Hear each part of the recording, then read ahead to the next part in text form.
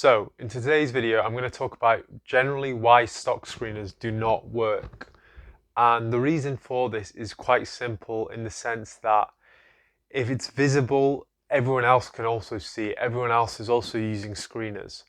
And what that means is that because there's that element where it's not hidden, it's pretty obvious and it's out there, chances are other people are seeing that and there's going to be less room for sort of asymmetric risk to reward there because more and more people are going to see it, less people are going to miss out on it. What you really want to look for, what I really want to look for, are opportunities which aren't always reflected in a screener, and that could be various things. It could be like Amazon's business model where they were reinvesting large amounts of capital, which made the business look a lot less profitable than it actually was, particularly as it was scaling.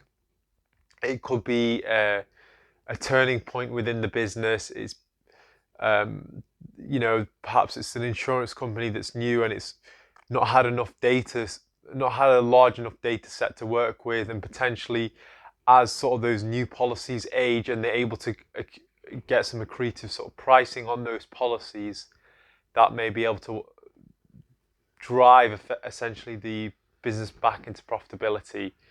Often, for those of you who don't know, insurance policies are often put at somewhat of a discount, and then often they look to put some gradual pricing on over time.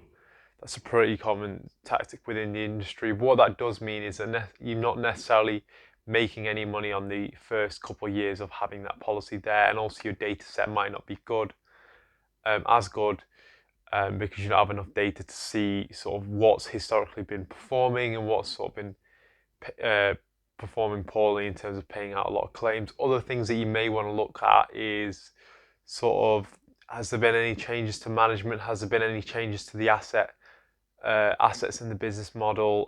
Perhaps they've sort of de-levered the balance sheet a lot by selling off other subsidiaries which aren't as relevant to the core business, and that's resulted in the total debt dropping significantly, and then your net interest expense is going to drop significantly, which will massively improve profitability. Perhaps there's a piece of information, whether this is sort of like a retail brand where the products have been going viral on social media. This often happens with makeup companies, retail, like apparel companies. They do quite well off the back of this as well.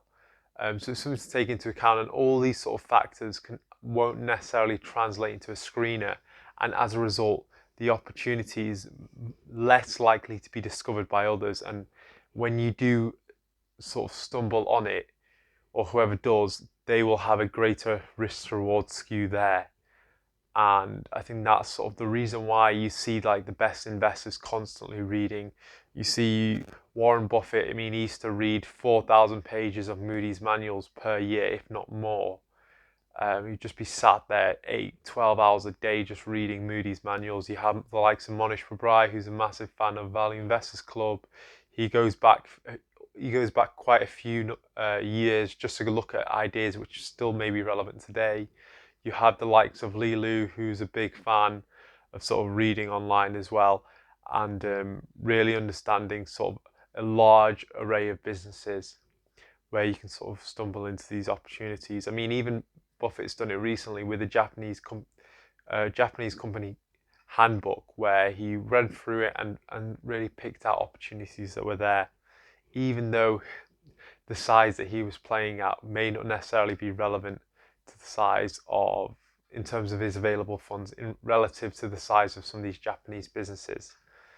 But I think that's one of the best ways you can do it, is just through purely just reading large volumes, having a network of investors, perhaps having a few people that you sort of know, whether that be on a personal basis or whether that just be online, that you've got a few great investors you follow. That could be the likes of Monish Pabrai, Li Lu, see what holdings they have as well.